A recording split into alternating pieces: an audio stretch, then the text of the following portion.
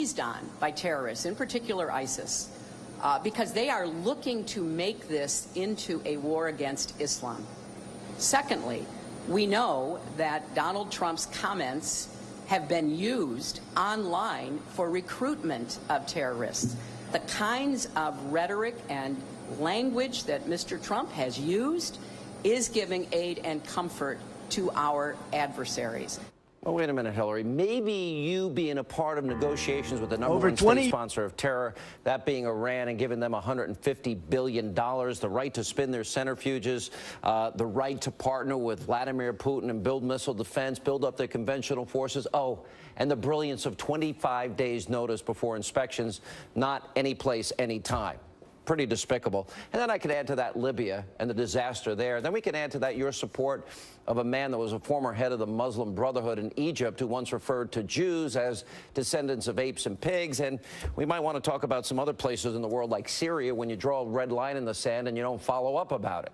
Anyway, here's what Trump said about his Democratic rival earlier today at a rally in Florida.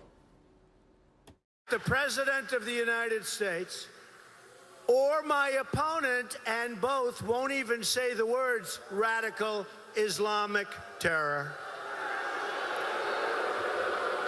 In fact, Hillary Clinton talks tougher about my supporters than she does about Islamic terrorists, right? What a profound point. Joining us now, Milwaukee County Sheriff David Clarke, as well as the creator, best-selling author of Hillary's America, Dinesh D'Souza. Sheriff, I think Trump's right. She's more mean, harsh, combative, not towards Iran, not towards Assad and Syria, not toward a guy that refers to Jews as descendants of apes and pigs, not towards ISIS, but towards Trump. What is wrong with that priority? Well, Sean, if ISIS has seized on anything, it's been the weakness of President Barack Obama.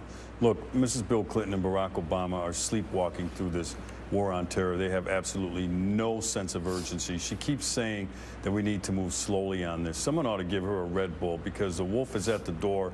The wolf is chewing through the door. She has a record of performance in terms of, she has a record of performance, and it's called Benghazi. By the way, Ambassador Stevens asked for more security, and she moved slow on that.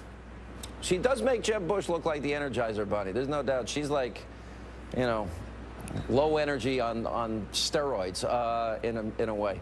Dinesh, you did this whole thing. We're all a basket of deplorables in Hillary Clinton's mind. You know, Islamophobic, misogynist, sexist, homophobic, xenophobic. And, you know, she's so critical, but she's best friends with Iran and Mohammed Morsi and didn't do anything in Syria or Libya. It makes you think Donald Trump has a pretty good point here. Well, the bizarre thing about what Hillary is saying is essentially she's saying that to call out the radical Muslims and to fight them is to play into their hands. That basically if you attack them verbally and if you declare a plan to defeat them, this is going to help them with their recruitment videos.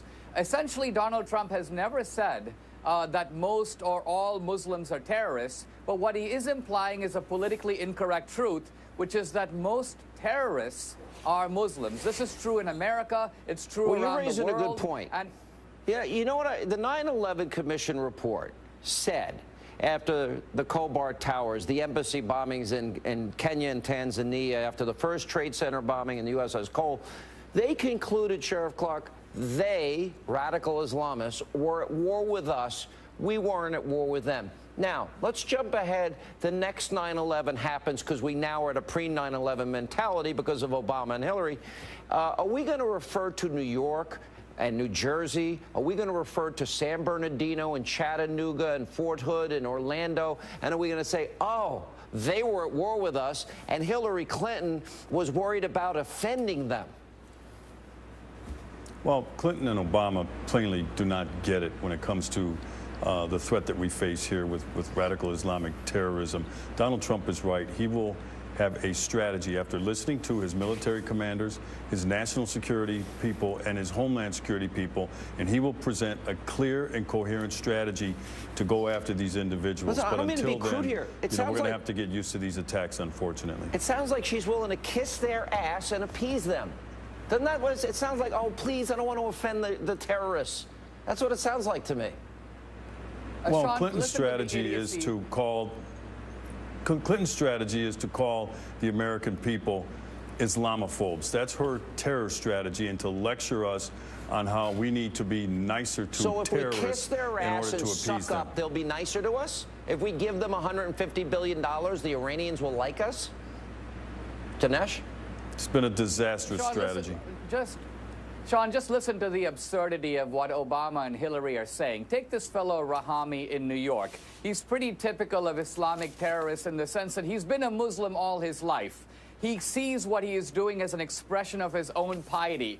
Obama and Hillary, who are not Muslims, are presuming to tell Muslims, pious Muslims, who are acting in the name of Islam, that they are not truly Muslims. And they're expecting anyone with a straight face to believe this absurdity.